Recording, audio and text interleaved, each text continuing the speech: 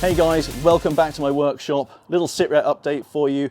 So we are about a week behind schedule now, so it is now the Friday before Japfest. When we dropped off the engine with Craig, obviously block, pistons, all those kind of good things were dropped off with Craig. He then started to clean up and assemble those bits and pieces, and in that he found out that Wiseco had actually packed the wrong rings for the pistons, and it wasn't all of the rings, it was just the center ring on those out of the 3, and it was wrong on all 8. So there was nothing we could do about that. So Phil was straight on the phone to Wiseco.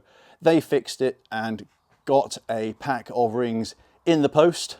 But lo and behold, that's when Donald Trump then dropped in those wonderful new tariffs that he thinks are absolutely beautiful. And that then massively delayed us with trying to get those parts back into the UK. So Craig was sat there, engine was all in pieces all over his workshop, wondering what to do next. Eventually they dropped in. I think they actually arrived with Craig on the Tuesday morning, and he set to work straight away. Here we are. So this is the brand new block. You can see that's on there, says LSA. So we've gone for that this time. So the LSA block from the factory is a bit stronger, obviously designed to run with a supercharger in the CTSV and in one of the Corvettes as well. But otherwise than that, it's pretty much the same stuff. New pistons, obviously, which were slightly oversized, so we can machine that to suit. And then, yeah, through and through, new gaskets, new everything, just to give her a clean bill of health, ready for the next, fingers crossed, next 14 or so years. So, yeah, it's going to be a busy couple of days. Unfortunately, it means I'm not going to be able to make Japfest because I do not want to run the risk of taking this engine to an event without having it on the dyno first, bedding it in and letting John put his careful eye over it. So yeah, got a few things we're going to need to wait for on that one. But whilst we're here, we then have these. So this is the new UniClutch Track clutch system that we're going to be running in the LSZ from now on. So this is a bit different to your average kind of clutch system. So work on their flex fit system. So it's a fully sealed unit here. And if you see in there, there's some larger, deeper splines in there, and they take these things. So these allow it to adapt to the input shaft and stuff that we're running on. We're running on the red version, which is the Track, which has a monster 2000 Newton meter capability. There is one bigger than that. It's generally for like the off-road and SUV style things. But we're going to hop straight into fitting this one up because I can't wait to get that on there. And then we can then hopefully get this baby lifted back into where she should be.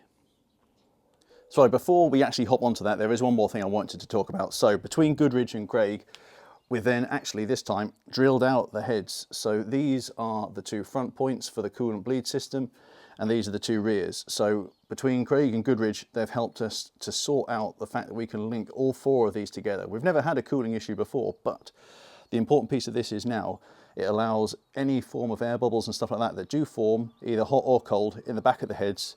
This will be joined on round this side here, onto this one here, and then it'll T-piece into the water pump. That allows any form of bubbles and stuff like that to flow out of the heads, making sure that we have really good circulation around all 8 cylinders, because I always used to be a bit concerned about what the temperature was going on about here.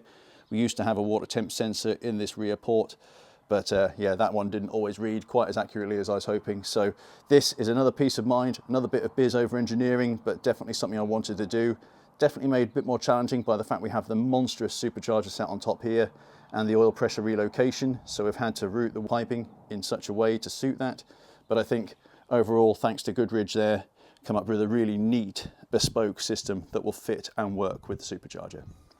Okay guys, so next up I need to be looking at getting this UniClutch fitted to the LS and getting that in the car. So we have their ultra flywheel system here. So this one is LS specific, obviously. Yours may look a little bit different, a few more holes and stuff in there and an adapter plate to go with it. This is the Track clutch, as I said before, with the 2000 Newton meter capability.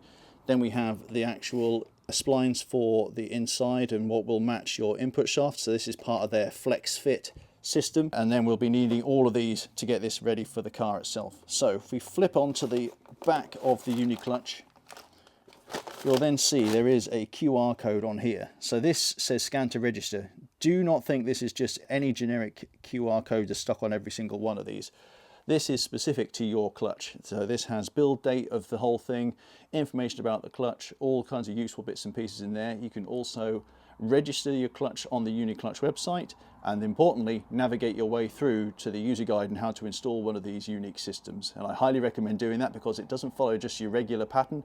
Hop on there, get all of the information you need, and follow that word from word and you'll have the best experience possible.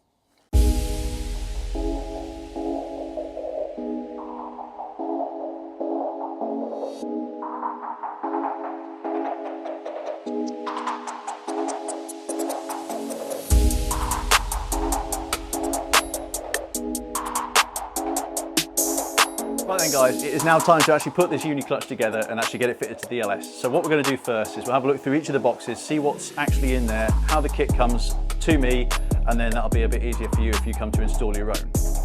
So first off, we're going to go into the adapter plate box. So this comes with the unique instructions for your specific clutch. Also, if you ever lose this one, don't worry, there is the QR code that links you specifically to the clutch and the instructions that you need. Okay, so this is the adapter plate. This is what takes us from the clutch itself into the flywheel. Again, your flywheel may differ depending on which kit that you have bought. So that's that. And then in this little round box here, this is the fitting kit. So it gives us a few of the flex fit options. I know this one is mine, the 26 tooth one for the LS. Spare circlip to hold that into the clutch. Spacers that we need between the adapter plate and the clutch itself, and then the bolts that fit with it as well. A little bit of grease if we need that too. Okay, so next, let's get the clutch attached to the adapter plate itself.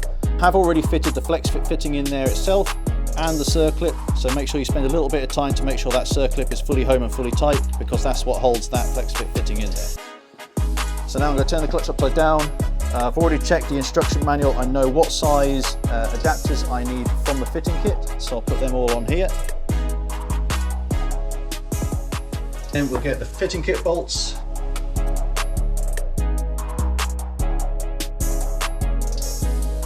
Okay guys, so we've got the flywheel fitted there, done the 3 passes of torquing on those as per the normal LS fitting instructions. Paint markered them off so I know exactly which ones I've done.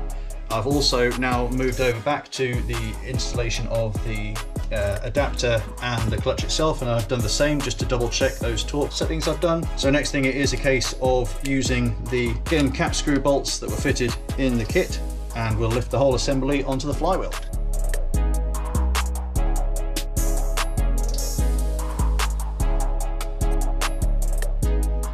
Right then guys, that's that. Super easy to install one of these things, especially when you have such comprehensive instructions to go with it. So now it's the time for me to lift this LS back into the LSZ and actually hear this thing sing. It's a long time since I've driven it. Can't wait to get back behind the wheel and really put this thing through its paces. So come along for the ride with that one. The next day.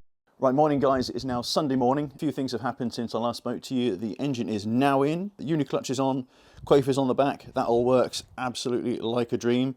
Just had the engine spinning over without the NGK spark plugs in or anything like that, just then the motor would spin up, and we've got good oil pressure because we've now got an LSA oil pump in there to make sure we've got enough volume for the jets that feed the bottom of the pistons. A few little hold-ups along the way as always. I was trying to update the power steering rack with these little GK Tech fittings so then I could just go straight onto the rack with the AN6s rather than using banjos, but because we'd moved the rack further forward, there then wasn't enough space for the radius of the Goodridge bends. So we're back onto the banjos for now, just so I can actually get the car running, get that working. But I think we'll probably have Stu from Goodridge come and take a look at that and work his magic and come up with a much better solution for that in the near future, because I really want to get back to using these, because getting those banjos to seal are a nightmare. So yeah, actually having these fittings in there would make things a lot easier. So yeah, next thing for me, get the big Magnuson on top, finish fit, putting the front end accessory drive on there, and actually get her running.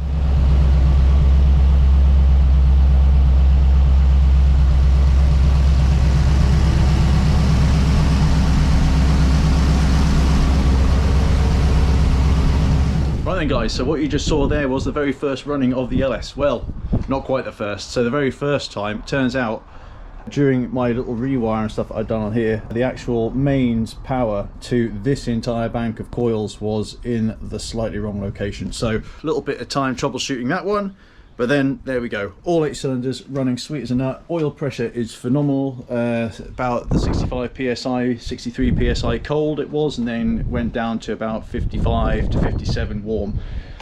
So that was great. The additional bleed that we put in on the rear of the heads and stuff like that has meant de-aerating the coolant system on this so much faster now. So we filled it up last night, let it just do its usual thing, just bleed off at atmospheric.